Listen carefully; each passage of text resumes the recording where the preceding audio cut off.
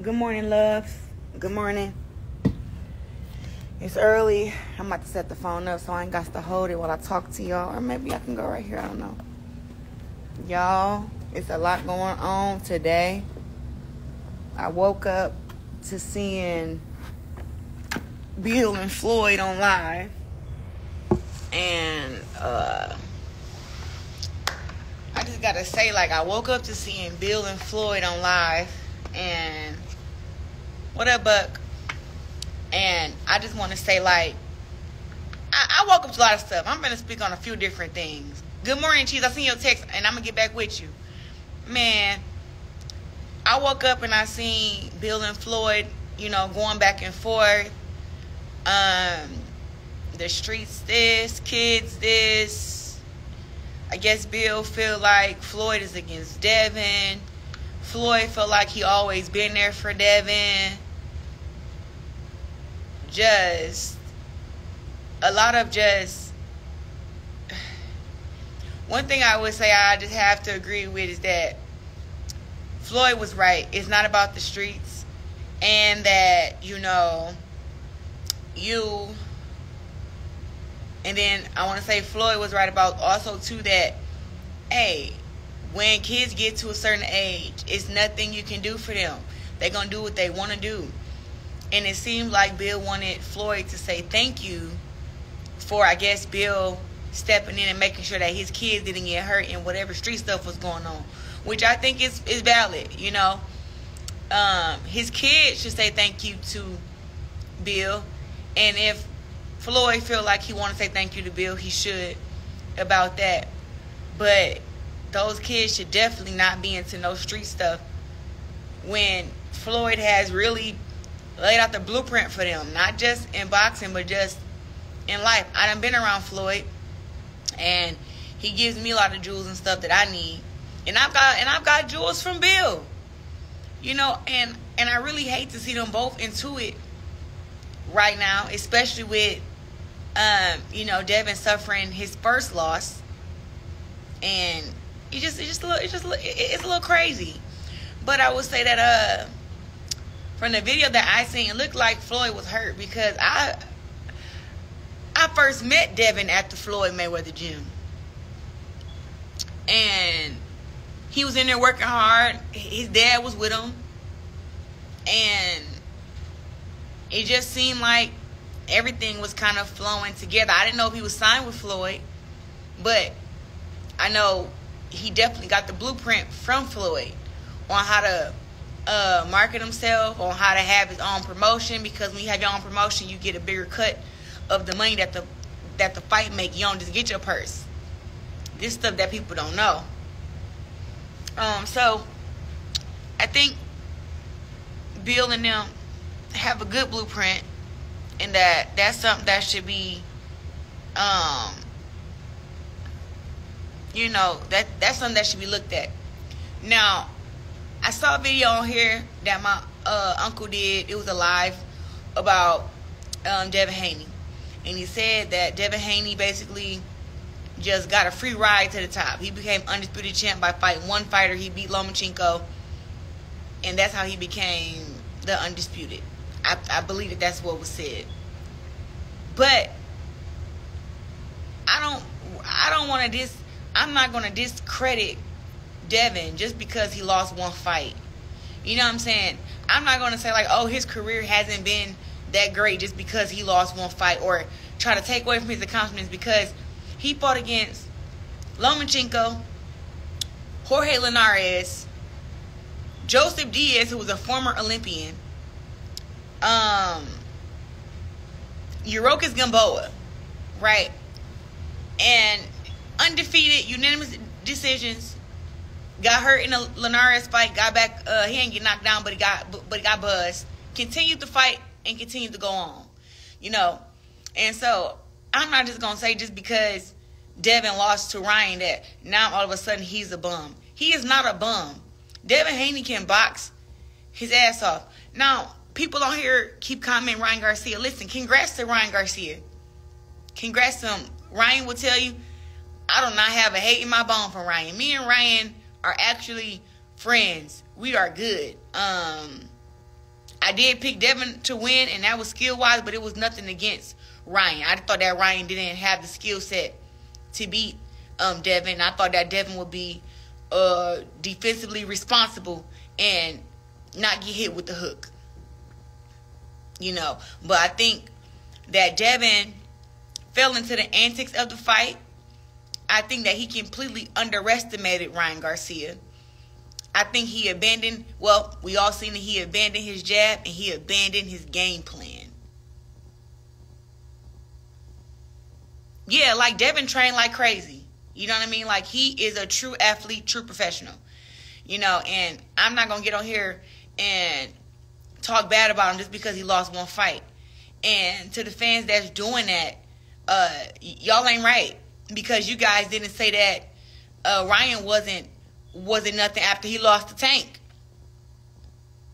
And he lost the Tank in a more,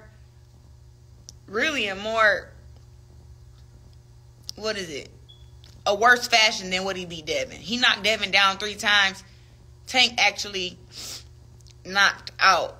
He dropped him with a body shot, and he didn't get back up versus Tank. So, I don't want to take away nothing from Ryan, because great job, you did what you had to do, but something that's not really being talked about that you guys need to talk about is Ryan did not make weight. And we had weight classes for a reason, and it's the reason he was penalized for not making weight.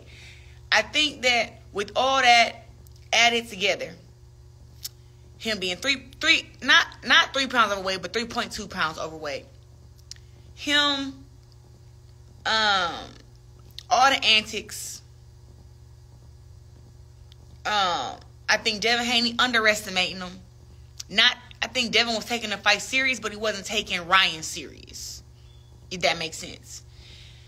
And I think that he got in there just like, I don't really have the game plan for this guy because he's not as good as me and he's not as skilled as me. And he got in there and just got surprised, got shocked. And I don't think he was ever able to recover from that first buzz from the first round. And Ryan just felt like Devin probably felt that Ryan was just too strong for him, which it looked that way. Ryan wasn't winning all the rounds, but whenever Ryan decided to punch, he hurt Devin Haney. So, I think with all the trash talk that goes into fights, especially one like that, I think that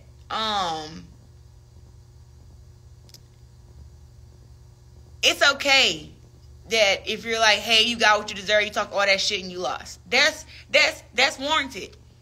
But for y'all that's dragging it and making it seem like he didn't have a good career, he wasn't a great fighter, he's not a good fighter, y'all dead wrong. Y'all dead wrong. And I will continue to say that. You're dead wrong if you going that way about it, because this is boxing and anything can happen. Anything can happen. Now I don't know what went on behind camp up in Devin Haney's camp. I have no idea. I'm just saying that I wanted to speak on it because this is boxing and we all have our ups and downs. And y'all fans wonder why fighters just stop fighting, why they just don't want to get back into the sport. Like, social media is a very dangerous place, and a lot of y'all have been tweeting, commenting, trolling, inboxing, and look, he lost the fight. He lost the fight. Great lead up. He didn't just get washed, but he did get knocked down 3 times. He lost to the better man, the better fighter inside the ring, fight night. Leave him alone. Leave him alone. Y'all did not troll Ryan this hard when he lost. Y'all did not say he was a shit fighter and he wasn't nothing. Y'all did not say that. So the fact that Devin was 32-0, and now he's 32-1, and all y'all he just trash. That's not right. The boy had 32 fights before that. So I'm just putting my 2 cents on it. I don't agree with what Andre the Real said. I think that Floyd has genuine love for Devin. I think that Bill right now thinks everybody is against him right now. And he has that right to feel that way. His son is a better version of him. And I feel that when somebody that you love loses a fight and you've been in there with them every day training, getting them prepared, and they lose, it's like you feel like you've lost. So right now, not only has Devin Haney lost the fight, but Bill has also lost the fight. And that's why he's very emotional and feel like everybody's out to get him, everybody's out to get Devin, and everybody wants to throw it in his face because they've been saying this whole time Bill cannot get Devin to where he's gotten Devin to. Bill is not a great coach. Bill is not this. Bill is not that. So now that people can actually, they weren't able to say that before this fight. Now they can say that, you know, that they feel that Bill isn't a great coach and Devin needs a new coach and all this other stuff. And I just want to say that every fighter need more than one set of eyes in the corner. You know? That's why I added Coach GT to my team. I've been working with Coach John. I win my fights unanimously. I get knockdowns. I'm undefeated. But with all that, I still wanted somebody who had eyes that can see things that I felt that maybe my coach wasn't seeing. And I want coaches that can work great together and not overlap each other and not crowd my space. And it's really an art to all that. You know, somebody heard about some, you're being biased. Shut the fuck up. Nobody's being biased. I'm telling you what it is. But I'm saying, like, it's never wrong with having more than one coach in the corner. So I'm not saying that Devin needs to get rid of his dad as his coach. I'm saying that everyone needs a new, another set of eyes to make things. Because sometimes you may not be able to see, coach may not be able to see what you got hit with. But the other coach seen it from another angle and he can tell you. You know. So I love my team. And I love who I work with. And I think that everybody just saying, like, you know, he should just, you know, I that's why Bill feel like everybody is against him, you know. So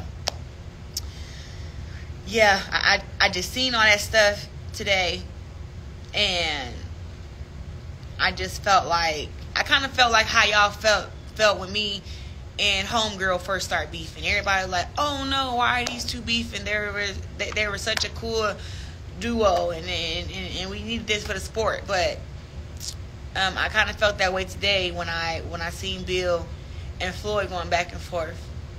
And I think that people know what they're doing. You know, I think that Ryan knew exactly what he was doing when he posted that picture of him and Floyd on FaceTime. You know, I think that he knew it would be triggering. I think he knew it would make them look like, oh, he's been a snake this whole time. I don't know what him and Ryan was talking about. But I just know that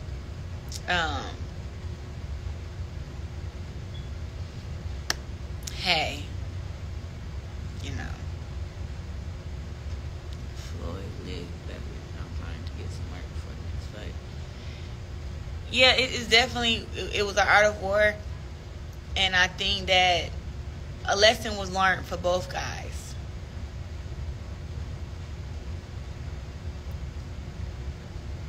Well, a lesson was learned on Devin Haney's end.